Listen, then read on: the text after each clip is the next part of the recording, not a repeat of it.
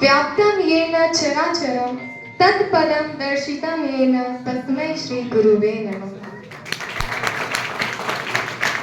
मैं वैष्णवी आज आप सभी के सामने अपना भाषण प्रस्तुत करने जा रही हूँ, जिसका शीर्षक है देश प्रेम आज की ये नई पीढ़ी, उसकी सोच और अभिव्यक्ति। देखो हमारी ओर, पहचानो हमें, जो बाण भेद कर धरती से धारा निकाल दिया करते थे, एक उंगली पर गोवर्धन उठा दिया करते थे। हाँ, हम ही थे वो दिवे जो चक्रव्यूह में वापस लौटने की विद्या सीखे बगैर गए, और वो भी हम ही थे जिनके फेंके हुए पत्थर पानी में तैर गए। हम मारना भी जानते हैं और बचाना भी। हमने दुश्मनों के लिए फाइटर जेट्स बनाए, संगीन बनाई, लेकिन जब जिंदगी की सांस टूटने लगी तब हम ही ने वैक्सीन बनाई और लिख दिया उस वैक्सीन पर सर्वे संतु निरामय, यानी ईश्वर सिर्फ हम पर ही नहीं, हर किसी पर, सब पर करे दया। हम जाबाज हैं, जियाले हैं, आंधियों से खेले हैं, बिजलियों के पाले हैं। हम शांति का सवेरा है, इंसानियत के उजाले हैं। पहचानो हमें, हम इंडिया वाले हैं। अजी इस मुल्क को खतरा न हिंदुओं से है न मुसलमानों से। अजी इस मुल्क को खतरा न हिंदुओं से है न मुसलमानों से। अजी इस मुल्क को तकलीफ है तो सिर्फ बेईमानों और गद्दारों से। कि मैं नहीं मानती कि राष्ट्रगान के 52 सेकंड में खड़े होकर गाना या वंदे मातरम और भारत माता की जय का जोरों शोरों से नारे लगाना ही देश प्रेम है। क्योंकि महोदय, ये वो सदी है जहां नीति, नियम और कानून की धज्जियां उड़ाते लोग नजर आते हैं। और महोदय, ये वो सदी है जहां एक घर में दो सगे भाई बहन भी शांति, अमन और चैन के साथ बड़ी मुश्किल से जिंदगी बिताते हुए नजर आते हैं। अरे मुझे तकलीफ तो तब होती है जब आज के ये नौजवान, जिनके कंधों पर जिम्मेदारी है राष्ट्र निर्माण की और देश समाज की आशाओं को जोड़े रखने की, वो युवा मुझे पबजी और फ्री फायर गेम में डूबे और शराब की लत में भीगे नजर आते हैं। पता नहीं क्या हो गया है आज के इन युवाओं को, अक्सर नशे का शिकार होते जा रहे हैं और आने वाले भविष्य को मिटाते जा रहे हैं और साथ ही अपने माता पिता के सपने को भुलाते जा रहे हैं। कोई नशे में चूर है तो कोई किसी के लिए किसी के पीछे भाग रहा है। कोई नशे में चूर है तो कोई किसी के लिए किसी के पीछे भाग रहा है और आने वाले पीढ़ी को मिटाते जा रहा है। बस यही सताते जा रहा है कि आने वाले पीढ़ी का क्या होगा, नाम होगा या बदनाम होगा। बस यही सताते जा रहा है कि आने वाले पीढ़ी का क्या होगा।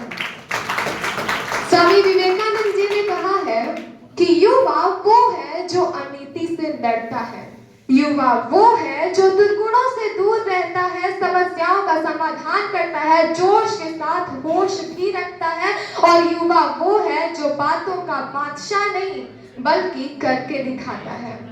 तो मैं भी इन युवाओं को कहना चाहूंगी कि मोह निद्रा में सोने वाले लोग, मोह निद्रा में सोने वाले लोग, अब भी वक्त है कि तुम सब जाग जाओ, इससे पहले कि तुम्हारी ये नींद कहीं राष्ट्र को ही ना ले डूबे। ऐसी वैसी ना समझो कि यूं ही बहल जाऊंगी, ऐसी वैसी ना समझो कि यूं ही बहल जाऊंगी। मेरी बातों को जरा गौर से सुनिएगा, हिंदुस्तानियों की पुत्री हूं तो शब्दों में खेल जाऊंगी। एक आवाज उठी भीड़ में अनजानी सी, एक आवाज उठी भीड़ में अनजानी सी, ये कैसी हमने पाई भैया आजादी अभिव्यक्ति की। सुन रहे हो गौर से आप सबको भी और मुझको भी, वो उनकी अभिव्यक्ति थी, ये मेरी अभिव्यक्ति। अभिव्यक्ति यानी विचारों का प्रकाशन। ये विचार मन की कला है, परंतु इन विचारों पर मर्यादा का होना भी आवश्यक है। और इन्हीं विचारों के प्रकाशन हेतु भारतीय संविधान तथा लोकतांत्रिक व्यवस्था के अनुच्छेद 19 के तहत हम सभी को अभिव्यक्ति की स्वतंत्रता का मौलिक अधिकार दिया गया है। Nobel state of democracy indices के अनुसार विश्व के केवल 165 देशों ने ही अपने नागरिकों को अभिव्यक्ति की स्वतंत्रता दी है। हाँ, अगर भारतीय परिप्रेक्ष्य से अपितु भारतीय सभ्यता एवं संस्कृति की महत्वपूर्ण विशेषता भी है। लेकिन आज के इस युग में हमें यह समझना आवश्यक हो गया है कि अभिव्यक्ति की स्वतंत्रता यानी सत्य से विद्रोहन है। जहां स्वतंत्र पूर्व भारत में हमारे पत्रकारों ने अपने कलम की तलवार से हमारे नागरिकों को जागरूक किया था, आज हमारे वही पत्रकार किसी न किसी एक विचार काया की हाथों की कठपुतली बन चुके हैं। अभिव्यक्ति की आजादी से लोकतंत्र झूम रहा है। अभिव्यक्ति की आजादी से लोकतंत्र झूम रहा है। अभी तो व्यक्ति बस अंध-बंध घूम रहा है। संसद ठप और नेता मौज में पड़े हुए हैं।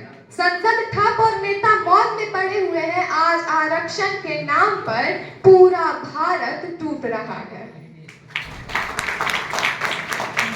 हाँ, आज हमारे पास अभिव्यक्ति तो है, लेकिन इसकी लक्ष्मण रेखा कहाँ है?